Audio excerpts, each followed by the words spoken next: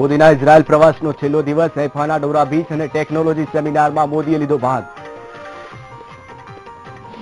હાર્દિક પટેલ અને અલ્પેશ ઠાકોર આવ્યા આમને સામને. હાર્દિકે કહ્યું અલ્પેશ દૂધ અને દહીં બંનેમાં રાખે છે પગ, તો અલ્પેશે કહ્યું હાર્દિક હજુ રાજનીતિમાં છે નાનો. ખેડૂત આત્મહત્યા કરે અને તેને વળતર આપવું એ નથી કાયમી ઉકેલ, સુપ્રીમ કોર્ટની કેન્દ્ર સરકારને સ્પષ્ટ વાત. ગાંધીનગર સ્થિત સચિવાલયમાં ખેડૂતે કર્યો આત્મહત્યાનો પ્રયાસ, આપઘાતના પ્રયાસનું કારણ અકબંધ. જો જાતિનું ખોટું પ્રમાણપત્ર આપી નોકરી કે દાખલો મેળવ્યો હશે તો ગણાશે ગેરકાયદે, સુપ્રીમ કોર્ટનો મહત્વપૂર્ણ ચુકાદો. વીવીપેટ મશીનોથી લઈ શકે છે ગુજરાત વિધાનસભાની ચૂંટણી, સુપ્રીમ કોર્ટમાં જાહેર રીતની અરજી, 1 મહિનામાં ઈસી દાખલ કરશે સોગંદનામું.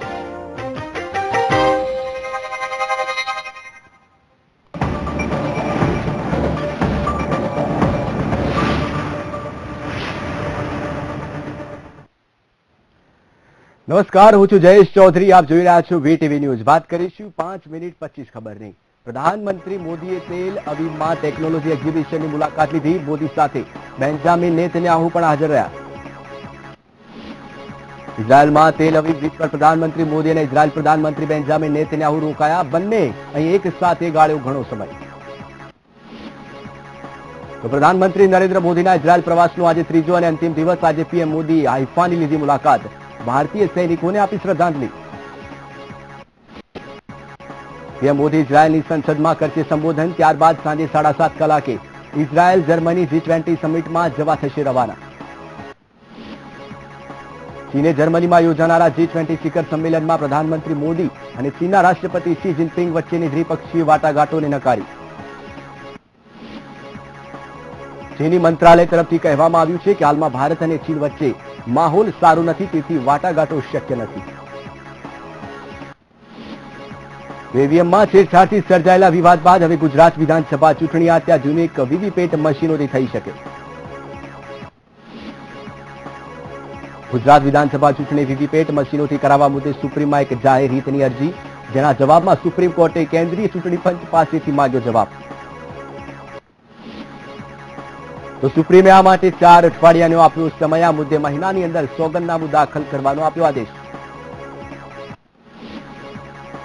અયોધ્યામાં શ્રીરામ જન્મભૂમિ પર મંદિરના નિર્માણ માટે 3 ટ્રક માર્બલ પથ્થર આવી ગયા. વિશ્વ હિન્દુ પરિષદની આગેવાની હેઠળ આ પથ્થર આવ્યા. આલા પથ્થર અયોધ્યાની રામસેવક પરમની કાર્યશાળામાં રાખવામાં આવ્યા છે. આ વિશે અયોધ્યા મંદિરના મહંત પરમેશ્વરદાસ શાસ્ત્રીજીએ પણ નિવેદન આપ્યું છે. રાજ્યમાં ભેજના કારણે બફારામાં થયો વધારો, જેને લઈ હવામાન વિભાગે રાજ્યમાં 2 દિવસ નહીવત વરસાદની કરી આગાહી.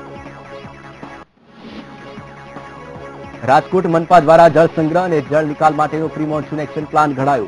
પાણી ભરાતા વિસ્તારોમાં મિની બોર બનાવવામાં આવશે અને 40 ફૂટના 6 ઇંચ પહોળા બોરથી વરસાદી પાણીનો થશે નિકાલ. તો વરસાદી પાણીના લીધે શહેરના Raiya circle, Big Bazaar, Kalawad road, underbridge, Yagnik road, સામાકાંઠાના વિસ્તારો સહિતના રસ્તાઓ પર ચોમાસા સમયે વરસાદી પાણી ભરાવાની સર્જાઈ છે સમસ્યા. તો રાજ્યમાં ખેડૂતોના અસંતોષના પડઘા હજુ શાંત પડ્યા નથી. ત્યાં સરકારને ભીંસમાં મૂકનારો વધુ એક બનાવ સામે આવ્યો. પાટનગર ગાંધીનગરમાં સચિવાલયમાં એક ખેડૂતે ઝેરી દવા પી કર્યો આપઘાતનો પ્રયાસ. સચિવાલય સંકુલના બગીચામાં ખેડૂતે ઝેરી દવા પી લેતા અધિકારી વર્ગમાં ચકચાર. ઘટનાની જાણ થતા ખેડૂતને હોસ્પિટલમાં ખસેડાયો. ખેડૂતની હાલત ગંભીર. તો ખેડૂત અરવલ્લી જિલ્લાના મોડાસાનો વતની. આ અગાઉ પણ ખેડૂતે દારૂબંધી મામલે દવા પીને નોંધાવ્યો હતો વિરોધ. અરવલ્લીમાં ઠાકોર સેનાએ સામૂહિક આરોગ્ય કેન્દ્રમાં દાખલ દર્દીઓને ફ્રીમાં દૂધ પીવડાવી અનોખો વિરોધ નોંધાવ્યો. સાથે જ ખેડૂતોના દેવા માફિયા અંગે સૂત્રોચ્ચાર કર્યા. તો આ તરફ ખેડૂતોએ મામલતદાર કચેરીએ દૂધ ઢોળી કર્યો વિરોધ. મોટી સંખ્યામાં લોકોએ વિરોધ દર્શાવી મામલતદારને આપ્યું આવેદનપત્ર. ગુજરાતમાં જીએસટીની અમલવારીની શરૂઆત સાથે સરકારે પણ તૈયારી આરંભી. ગુજરાતમાં જીએસટી દ્વારા લેવાતા કરના અકાઉન્ટિંગ માટે શરૂ કરાઈ ઈ-પે અકાઉન્ટિંગ ઓફિસ. સુરત જિલ્લાના અનાવલ ગામે ભાજપના રાષ્ટ્રીય અધ્યક્ષ અમિત શાહ સ્વાગતને લઈને તૈયારીઓ શરૂ. 51,000 મહિલાઓ હાથમાં મહેંદીથી કમર દોરીને અમિત શાહનું કરશે ભવ્ય સ્વાગત. નવસારીમાં આરોગ્ય વિભાગની આશા વર્કરોને માસિક 9,000નો પગારનો કર્યો હતો વાયદો, જે પૂર્ણ ન કરાતા આશા વર્કર બહેનોએ જિલ્લા કલેક્ટરને આપ્યું આવેદનપત્ર. અમદાવાદમાં છેતરપિંડી કરનાર સાજિદ સૈયદ નામના શખ્સને પોલીસે ઝડપી પાડ્યો. સાજિદના રિમાન્ડ પૂરા થતા તેને કોર્ટમાં હાજર કરાયો. કચ્છમાં પીડિત સગીરાને 15 સપ્તાહનો ગર્ભ રહી જતા સગીરાએ ગર્ભપાત કરાવવા હાઈકોર્ટમાં કરી અરજી. હાઈકોર્ટ દ્વારા કચ્છ સિવિલ હોસ્પિટલ પાસેથી જરૂરી રિપોર્ટ માંગવામાં આવ્યો.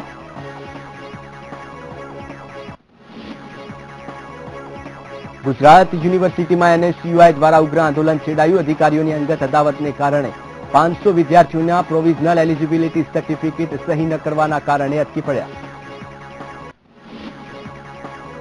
પાલીતાણાના વોર્ડ નંબર 3ના નગરસેવક પર થયેલા ફાયરિંગ કેસ મામલે પોલીસે આરોપી ધ્રુવની કરી ધરપકડ.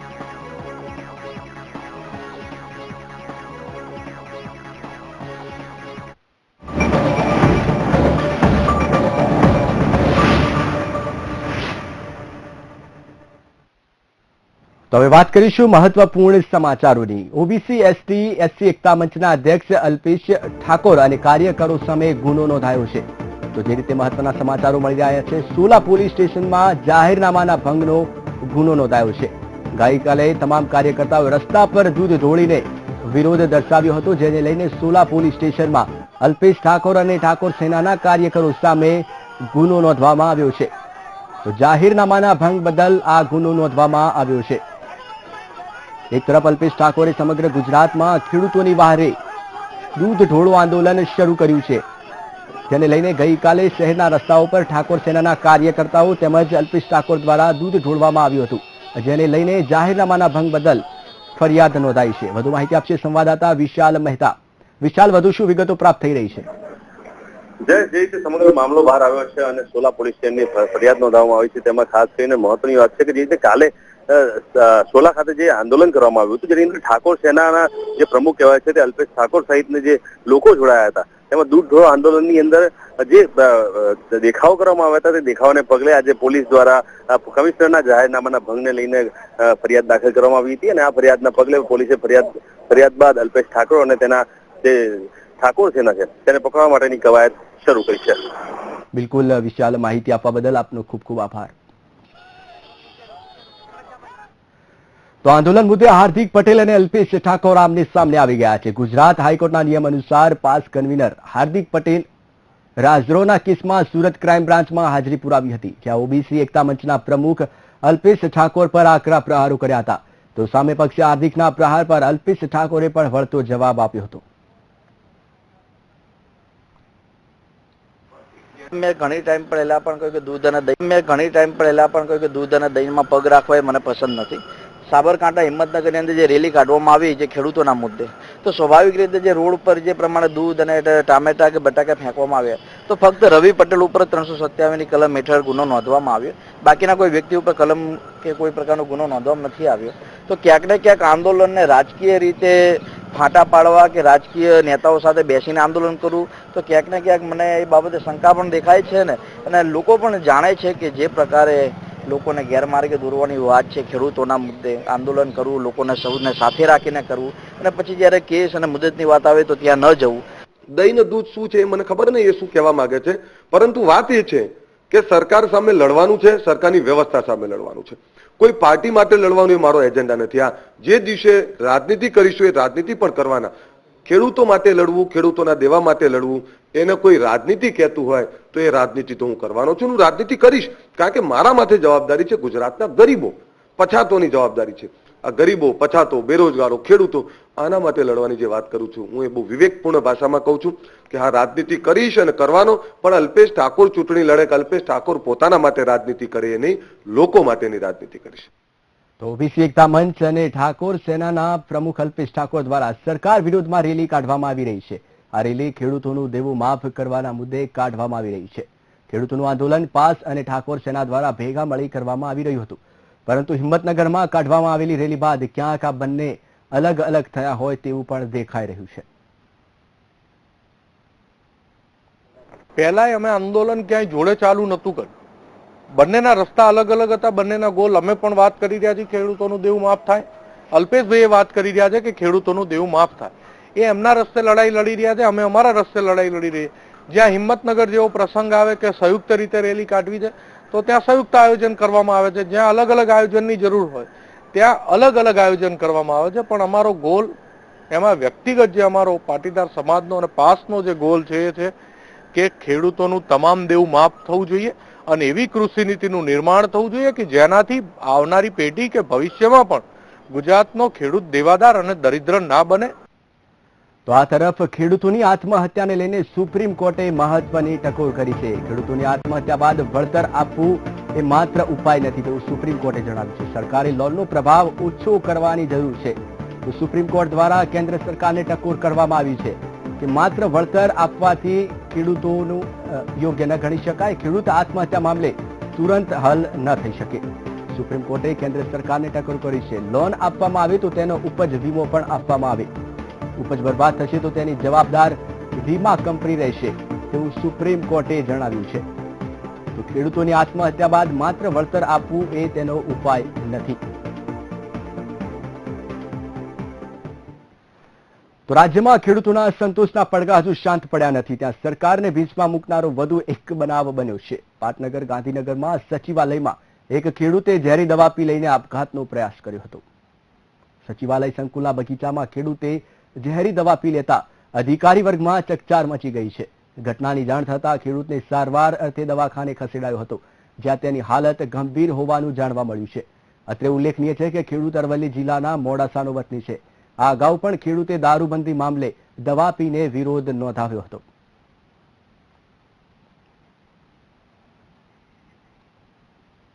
તો આ તરફ ઈવીએમમાં છેડછાડથી સર્જાયેલા વિવાદ બાદ હવે ગુજરાત વિધાનસભા ચૂંટણી અત્યાધુનિક વીવીપેટ મશીનોથી થઈ શકે છે. ગુજરાત વિધાનસભા ચૂંટણી વીવીપેટ મશીનોથી કરાવવા મુદ્દે સુપ્રીમમાં એક જાહેર હિતની અરજી કરવામાં આવી હતી. તેના જવાબમાં સુપ્રીમ કોર્ટે કેન્દ્રીય ચૂંટણી પંચ પાસેથી જવાબ માંગ્યો છે. સુપ્રીમે આ માટે 4 અઠવાડિયાનો સમય આપ્યો છે. સુપ્રીમ કોર્ટે મહિનાની અંદર આ મુદ્દે સોગંદનામું દાખલ કરવા આદેશ કર્યો છે. આપને જણાવી દઈએ કે વર્ષના અંતે ગુજરાતમાં વિધાનસભા ચૂંટણી યોજાશે. આ પૂર્વે 5 રાજ્યોની વિધાનસભા ચૂંટણીના પરિણામો દ્વારા બસપા અને આપ જેવી પાર્ટીઓ દ્વારા ઈવીએમમાં ગડબડીનો મુદ્દો જોરશોરથી ઉઠાવાઈ રહ્યો છે, જેને પગલે હવે આગામી વિધાનસભા ચૂંટણીઓ વીવીપેટ મશીનથી કરાવવા માટેની માંગ ઉઠી રહી છે. આ દિશામાં કેન્દ્ર સરકારે ચૂંટણી પંચને નવા મશીનો માટેનું ફંડ પણ ફાળવી દીધું છે, જે બાદ પંચ દ્વારા વીવીપેટ મશીનોનો ઓર્ડર પણ આપી દેવાયો છે. તો સુપ્રીમ કોર્ટમાં વીવીપેટ મશીનોથી ચૂંટણી કરવા માટે જાહેર હિતની અરજી કરવામાં આવી છે. ઉલ્લેખનીય છે કે આવનાર સમયમાં ગુજરાત વિધાનસભાની ચૂંટણી છે, જેમાં વીવીપેટ મશીનોનો ઉપયોગ થાય તેને લઈને સુપ્રીમમાં એક જાહેર હિતની અરજી કરવામાં આવી છે.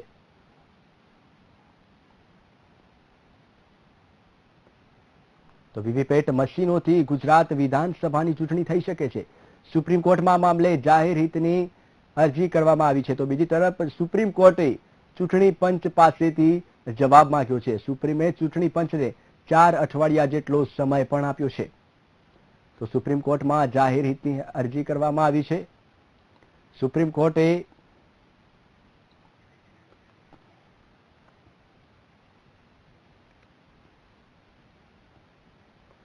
તો નકલી સર્ટિફિકેટ મુદ્દે સુપ્રીમ કોર્ટે મહત્વપૂર્ણ ચુકાદો સંભળાવ્યો છે. સુપ્રીમ કોર્ટે કહ્યું છે કે નકલી જાતિ સર્ટિફિકેટનો લાભ ઉઠાવી મેળવેલી નોકરીઓને દાખલાઓ કાયદાકીય રીતે યોગ્ય માનવામાં ન આવી શકે.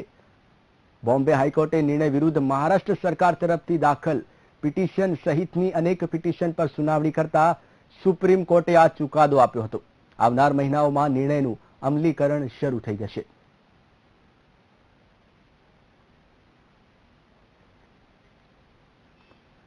તો ચાલુ સપ્તાહે અવિરત 3 દિવસના વરસાદ બાદ સમગ્ર રાજ્યમાં બફારા સાથેની ગરમીનો ઉકળાટને કારણે લોકો ફરી એકવાર વરસાદની રાહ જોઈ રહ્યા છે. ત્યારે હવામાન વિભાગે વરસાદ અંગે ફરી આગાહી કરી છે કે આગામી 2 દિવસમાં વરસાદની શક્યતા નહિવત છે અને રાજ્યમાં ભેજને કારણે બફારામાં પણ વધારો થશે.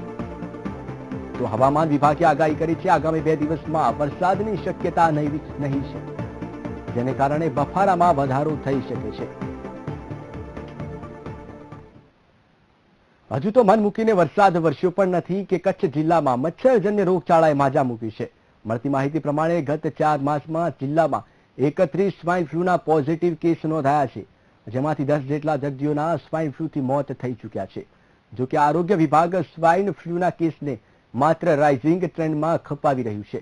જે રીતે સ્વાઇન ફ્લૂના કેસો સામે આવી રહ્યા છે તેને જોતા તંત્રની બેજવાબદારી પણ જોવા મળી રહી છે. મહત્વની વાત એ છે કે સ્વાઇન ફ્લૂ જેવા રોગોને ડામવા કચ્છ જિલ્લામાં કોઈ આરોગ્ય અધિકારી પણ નથી કે જે કોઈ નક્કર પગલાં ઉઠાવી શકે. તો રાજ્યના આરોગ્ય વિભાગ દ્વારા પણ કોઈ પ્રકારના નક્કર પગલાં ભરવામાં નથી આવી રહ્યા.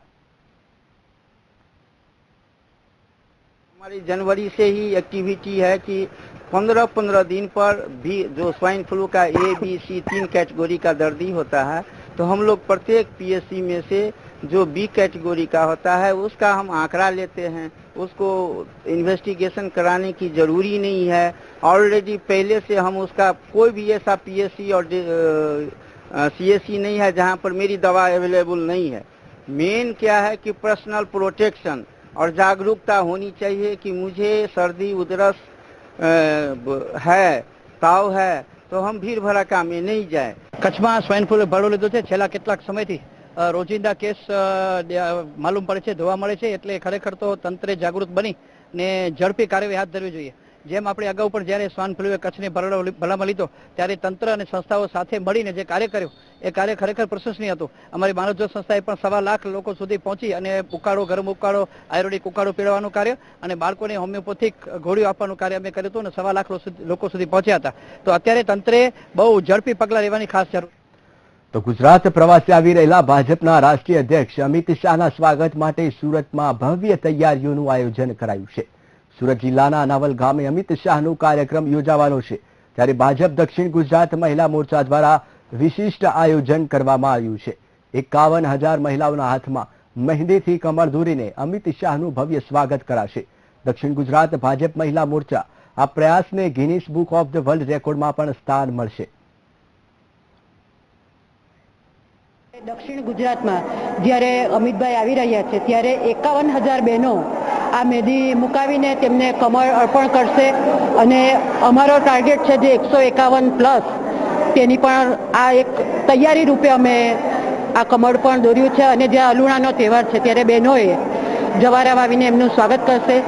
આશરે 1500થી ઉપર બહેનો કાલે જવારા લઈને અમિતભાઈનું સ્વાગત કરશે અને દરેક મંડળ આમાં સહભાગી થઈ રહ્યું છે. તો આવતીકાલે એટલે કે શુક્રવારે અમિત શાહ પેજ પ્રમુખ સંમેલનમાં હાજરી આપવા દક્ષિણ ગુજરાત આવ્યા છે, ત્યારે ભાજપ મહિલા મોરચાએ હાથમાં મહેંદી મૂકી અમિત શાહનું સ્વાગત કર્યું હતું. દક્ષિણ ગુજરાતની ભાજપ મહિલા કાર્યકરોએ 50,000થી વધુ મહિલાઓને કમળની મહેંદી મૂકી વર્લ્ડ રેકોર્ડ બનાવ્યો હતો. તો સુરતના લિંબાયતમાં પણ વિધાનસભા વિસ્તારમાં 200થી વધુ મહિલાઓએ એક સાથે મહેંદી મૂકી હતી. આ કાર્યક્રમને ખાસ વર્લ્ડ રેકોર્ડ ઓફ ઇન્ડિયામાં સ્થાન આપવામાં આવ્યું છે, જેનો સર્ટિફિકેટ આવતીકાલે અમિત શાહને આપવામાં આવશે.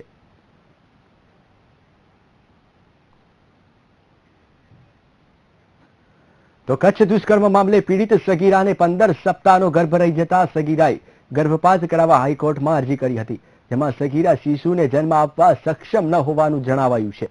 જે બાદ આ મામલે હાઈકોર્ટ દ્વારા સિવિલ હોસ્પિટલ પાસેથી સગીરાની શારીરિક અને માનસિક સ્થિતિ અંગેનો રિપોર્ટ પણ માંગવામાં આવ્યો છે.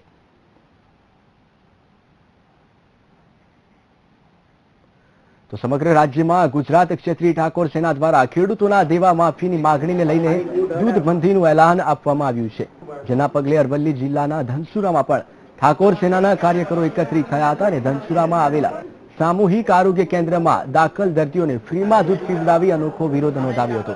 આ સાથે ખેડૂતોના દેવા માફી અંગે સૂત્રોચ્ચાર પણ કરવામાં આવ્યા હતા. ત્યારબાદ મામલતદારને આવેદનપત્ર આપવામાં આવ્યું હતું. ખેડૂતોએ મામલતદાર કચેરી આગળ દૂધ ઢોળીને વિરોધ નોંધાવ્યો હતો.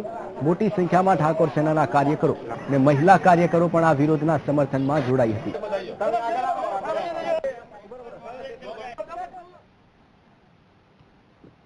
આજ રોજ ધનસુરા શહેર ગુજરાત ક્ષત્રિય ઠાકોર સેનાના મામલતદાર કચેરી અમે બધા આવેદનપત્ર આપવા આવ્યા હતા. ગુજરાતની અંદર ગુજરાત ક્ષત્રિય ઠાકોર સેનાએ એક ચળવળ ચલાવી છે કે ભાઈ ખેડૂતોનું દેવું માફ કરો.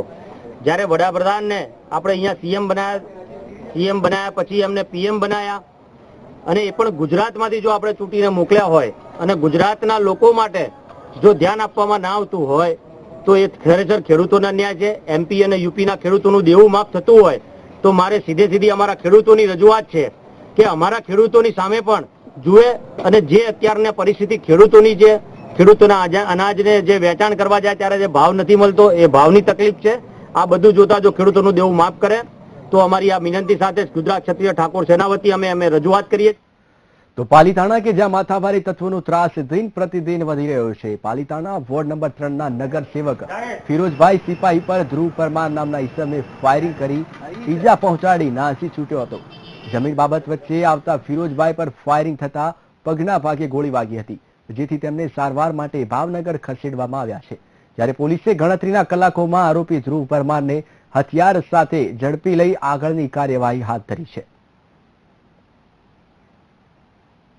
પાલીતાણા ટાઉન પોલીસ સ્ટેશનમાં 307 અને આર્મ્સ સાથેનો જે ગુનો દાખલ કરવામાં આવેલ હતો, એ ગુનાના આરોપી જે ધ્રુવ પરમાર છે એ નાસ્તા ફરતા હતા. દરમિયાન ટાઉન પોલીસ સ્ટેશનમાં માહિતી મળેલ કે આ વ્યક્તિ ટાઉન પોલીસ વિસ્તારમાં આવેલો હોય, તેને ગઈકાલે સાંજે તેની બાઇક સાથે આ ગુનાના કામે ધોરણસર અરેસ્ટ કરેલ છે.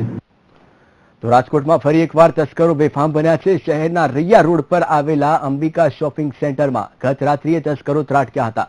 તસ્કરોએ ફાઇનાન્સની ઓફિસ, બિલ્ડરની ઓફિસ સહિત 10 જેટલી દુકાનોને નિશાને બનાવી હતી. બાબા ટૂર્સ એન્ડ ટ્રાવેલ્સની દુકાનમાંથી તસ્કરોએ ₹50,000 તેમજ જલારામ ટૂર્સ એન્ડ ટ્રાવેલ્સની ઓફિસમાંથી ₹10,000ની રોકડ તસ્કરોએ ચોરી કરી છે. બંધ દુકાનોને નિશાને બનાવીને ચોરી કરનાર 2 બુકાનીધારી શખ્સો સીસીટીવી કેમેરામાં કેદ થઈ ગયા છે. પોલીસે હાલમાં સમગ્ર મામલે ચોરીની ફરિયાદ દાખલ કરી ફરાર તસ્કરોને ઝડપવાની તજવીજ હાથ ધરી છે. તો રાજકોટમાં તસ્કરોનો આતંક ફરી એકવાર સામે આવ્યો છે. તો 2 બુકાનીધારી શખ્સો ચોરી કરતા સીસીટીવીમાં કેદ થઈ ગયા છે, જેને લઈને પોલીસે વધુ તપાસ હાથ ધરી છે. જીએસટીને લઈને ગુજરાતના વેપારીઓમાં વિરોધનો વંટોળ ઉભો થયો છે. ત્યારે સૌરાષ્ટ્રના અમરેલીમાં માર્કેટ યાર્ડ અચોક્કસ દિવસોને લઈને બંધ રહેતા મજૂરોની હાલત બની છે કફોડી.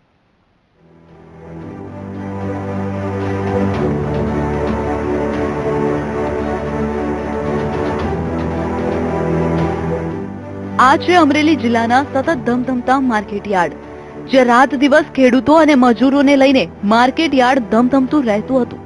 પરંતુ જીએસટી ને લઈને માર્કેટ યાર્ડ બન્યા છે સુમસામ. મોટા ભાગના માર્કેટ યાર્ડ બંધ રહેતા મજૂરો બન્યા છે બેકાર.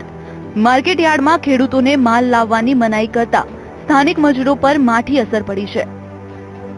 આજથી 5 દિવસથી યાર્ડ બંધ છે, તમામ કામકાજ પૂરેપૂરા બંધ છે અને અમે અત્યારે અમારી પોઝિશન એવી છે કે અત્યારે અમારા ઘરમાં કોઈ જાતનું કાંઈ છે નહીં અને અમે ભાડા ભરીએ છીએ. આ રીતનું રહેશે તો અમે ભાડા કઈ રીતે ભરી શકશું, અમારું પોષણ કઈ રીતે કરી શકશું, અને હવે આ જીએસટીનો જલ્દી નિવાડો લાવે અને યાર્ડ શરૂ કરે એવી અમારી પ્રાર્થના છે. મજૂરો રોજની કમાણીમાંથી ઘરનું ગુજરાન ચલાવતા હોય છે, પરંતુ છેલ્લા કેટલાય સમયથી માર્કેટ યાર્ડ બંધ રહેતા મજૂરોની આવક થતી નથી.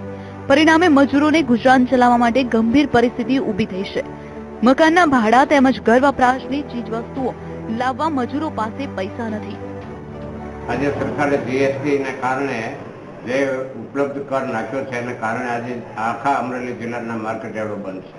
છેલ્લા 5 દિવસથી બંધ છે અને માર્કેટ યાર્ડે હજારો લોકો આ મજૂરી કરતા હોય છે. જેઓ રેકડી લઈ અને ગુણીઓ ફેરવીને પોતાની મજૂરી કાયમની કાયમ કરતા હોય છે, જેને કારણે એ હજારો મજૂરોના આખા કુટુંબ પર આજે મોટી આફત ઊભી છે. સમગ્ર મામલાને લઈને અમરેલીના મજૂરો ચિંતામાં મુકાઈ ગયા છે. ત્યારે અહીં સવાલ એ થાય છે કે શું સરકાર મજૂરોને મદદ કરશે? મજૂરો કેવી રીતે ઘર ચલાવશે? મજૂરોનું કામકાજ ક્યારે ચાલુ થશે? તમામ સવાલોનો જવાબ આવનાર સમય જ બતાવશે. Ketan Bagda, VTV news, Amreli. નરેન્દ્ર મોદીનું નામ આવે એટલે સૌ કોઈ ગુજરાતી વડનગરને અચૂક યાદ કરે. દેશના પ્રધાનમંત્રીનું બાળપણ અને તેમના જીવનની અમૂલ્ય યાદો વડનગર સાથે જોડાયેલી છે. ત્યારે હવે વડનગરને એક આગવું સ્વરૂપ મળવા જઈ રહ્યું છે. ગુજરાતના પ્રાચીન હયાતનગરનું બિરુદ ધરાવતું વડનગર હવે નવા રંગરૂપ સાથે સજવા જઈ રહ્યું છે. ઐતિહાસિક વડનગરનો અંદાજ આગામી દિવસોમાં કંઈક ઓર જ હશે. દેશના પ્રધાનમંત્રી જે ગામના છે તે વડનગરની કાયાપલટ થવા જઈ રહી છે. પ્રધાનમંત્રીનું ગામ હોવાથી વડનગર મહત્વનું છે જ, પરંતુ વડનગરનો ઐતિહાસિક વારસો પણ ઘણો જ મહત્વ ધરાવે છે. ગુજરાતના સોલંકી કાળ સાથે સંકળાયેલું વડનગર દરેક ખૂબી અને વિશિષ્ટતાઓ સાથે સંકળાયેલું હોવાથી હવે सरकारे वडनगर की कायापलट करवानुं नक्की कर्युं छे। 2500 साल पुराना ये वडनगर सिटी है, तो सोलंकी पीरियड में जितने इसमें मोनूमेंट्स हैं, जो आर्किटेक्चर है, उसी एलिमेंट्स को, उसी चीज़ों को हमने फॉलो करते हुए आगे इसको बढ़ाया है। और बनने के बाद में रेलवे स्टेशन भी ऐसा लगना चाहिए कि उसी पुरातन काल का है, सोलंकी पीरियड का आर्किटेक्चर इसमें रिफ्लेक्ट होना चाहिए, उसका एक विशेष ध्यान रखा गया है इसमें। और बाकी जो सहूलियतें हैं वो आधुनिकीकरण के हिसाब से, आधुनिक रिक्वायरमेंट के हिसाब से सब फ्रेम करी गई हैं रेलवे बोर्ड से मंजूरी लेने के बाद में। उसके अलावा और क्या क्या चीज होने वाली है? उसके अलावा हम लोग जो डेवलपमेंट कर रहे हैं, जो वडनगर का जो हार्ट है वो हमारा बेसिकली समिष्ठा लेक है। समिष्ठा लेक का पूर्ण रूप से डेवलपमेंट आ रहा है, और जो घंटा बिल्डिंग यहाँ पर अभी नहीं मौजूद है, जो उसकी जगह पर हम फिर से नए रूप से एक घंटाघर बिल्डिंग बना रहे हैं, और वो सेम घंटाघर बिल्डिंग उसी डिजाइन से आएगी कि लगेगा कि सोलंकी पीरियड का बना हुआ है। प्रधानमंत्री मोदीना गाम वडनगરમાં અત્યારે અનેક વિકાસના કામો હાથ ધરાયા છે, જેમાં વડનગર રેલવે સ્ટેશનને આગામી દિવસોમાં સોલંકી કાળનું લુક આપવા માટે અત્યારે તડામાર કામગીરી ચાલી રહી છે. તો શર્મિષ્ઠા તળાવમાં એક થીમ પાર્ક બનાવવાનું કામ પણ અત્યારે તેજ ગતિએ આગળ વધી રહ્યું છે. વડનગરની તાનારીરી સમાધિને પણ એક નવું લુક આપવા માટે સરકાર તેમજ ટુરિઝમ વિભાગ તરફથી કામગીરી હાથ ધરવામાં આવી છે. તો વડનગરની ફરતે આવેલા 28 તળાવોની આસપાસ સહેલાણીઓ માટે બગીચા બનાવવાનું પણ નક્કી કરવામાં આવ્યું છે. વડનગરનું નવું રંગરૂપ બદલવા માટે વિકાસના કાર્યો અત્યારે તેજ ગતિમાં ચાલી રહ્યા છે, ત્યારે નગરનો ઐતિહાસિક વારસો જળવાઈ રહે તેનું પણ ખાસ ધ્યાન રાખવામાં આવી રહ્યું છે. વડનગર શહેરમાં સરકારશ્રીની યોજનાનો, કેન્દ્ર અને રાજ્યની યોજનાનો સંપૂર્ણ લાભ મળે એ આવાસથી માંડીને બાકીની જે સોલાર સિસ્ટમ છે એનો લાભ પણ મળે, તમામ સુવિધા ત્યાં આગળ ઉપલબ્ધ થાય અને આખું શહેર ખૂબ સારી રીતે સરકારની યોજનાના માધ્યમથી આગળ વધે. અને મહેસાણા જિલ્લામાં પ્રધાનમંત્રી શ્રીજીનું જ્યારે વતન છે ત્યારે એમાં અલગથી કામગીરી પણ દેખાય. આમ તો તમામ જગ્યાએ કામગીરી થાય છે, પણ આવી વિશેષ કામગીરી આવનાર દિવસોમાં થવાની છે. નરેન્દ્ર મોદી ગુજરાતના મુખ્યમંત્રી હતા, ત્યારબાદ તેઓ દેશના પ્રધાનમંત્રી બન્યા. દેશના પ્રધાનમંત્રી બન્યા બાદ આટલા વર્ષો પછી વડનગરની કાયાપલટ થવા જઈ રહી છે, ત્યારે વડનગર વાસીઓમાં અપાર ઉત્સાહ જોવા મળી રહ્યો છે. કમલેશ રાવલ સાથે વીટીવી ન્યૂઝ, મહેસાણા.